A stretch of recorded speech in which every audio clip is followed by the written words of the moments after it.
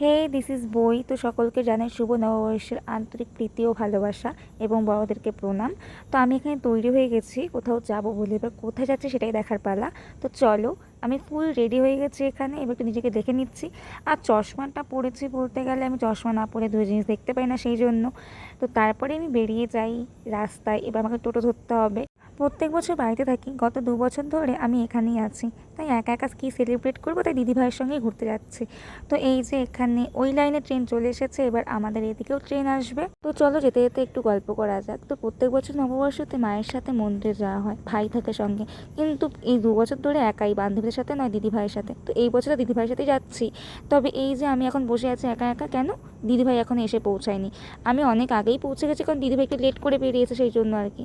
তো আমি বসে বসে বেকারই বোর হচ্ছে। আমার সামনে দিয়ে 2-3টে ট্রেন প্রায় চলে গেছে, মানে মেট্রো আর কি। তো ফাইনালি এই যে মেয়ে চলে এসেছে। এবার ও এত দেরি করেছে, আমি ওকে বলছি যে এত দেরি করছিস কেন?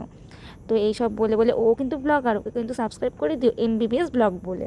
তো ও আমাকে বলছিল একটু হাই কর, তো ও একটু আর কি শর্ট নিয়ে নিচ্ছিল ওর ব্লগে দেবে বলে। ও মিনি ব্লগ করে আর কি, আমিও মিনি ব্লগই করতাম, রিসেন্টলি একটু শুরু করেছে আর কি বড় ব্লগ করা।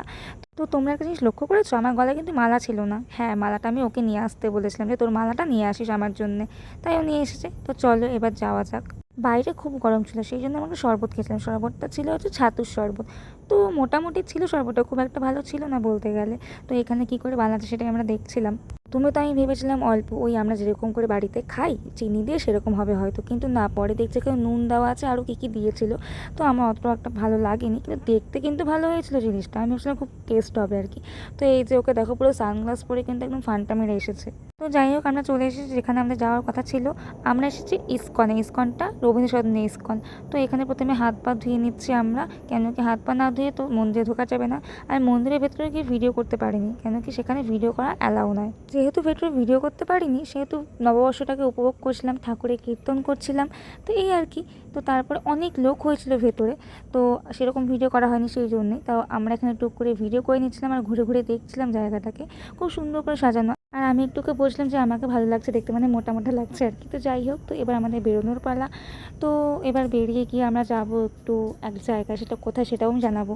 আবার রবীন্দ্র সদন থেকে মেট্রো করে আমরা চলে গেছি পার্ক স্ট্রিটে। এবার পার্ক স্ট্রিটে যাচ্ছি কোথায় সেটাই তো দেখবো। তো চলো, আমরা এখানে বলছিলাম যে ওকে মোটা লাগছে, ওকে মোটা লাগছে, এরকম করে বলছিলাম। দিদিভাই তো মোটাই, সেটাই আমি বলছিলাম আর কি। তো সেইভাবেই চললাম আর কি। আর এই সিঁড়ি বেয়ে বেয়ে উঠতে আমার একদম ভালো লাগে না। ভাই যেহেতু এসকেলেটারে উঠতে ফোবিয়া আছে, সেই জন্য আর ওঠা হয়নি, সেই সিঁড়ি বেয়ে বেয়ে উঠতে হলো আর কি কষ্ট করে। তো যাই হোক, চলা যায় আর কি। তো তারপরে আমরা যাচ্ছিলাম আর কি যেখানে যাওয়ার কথা। কোথায় বারবার বলছি যাবো, এটা হচ্ছে কাস্তুরি। এই কাস্তুরি আউটলেটটা ছিল পার্ক স্ট্রিটে, তাই আমাদেরকে পার্ক স্ট্রিটে আসতে হয়েছিল। তো এবার কী খাবো তাই জন্য মেনু দেখছি, আর প্রচুর দাম এখানে। কিন্তু নববর্ষের খাবারটা একটু দাম হলে কী বা যায় আসে।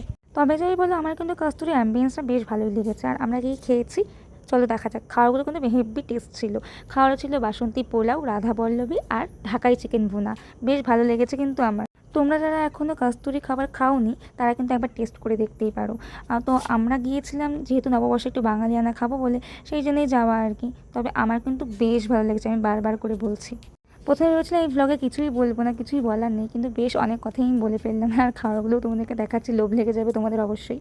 তো তারপরে আর কি খাচ্ছিলাম আর দিদিভাইয়ের সঙ্গে গল্প করছিলাম, দেখছিলাম চারিদিকটা।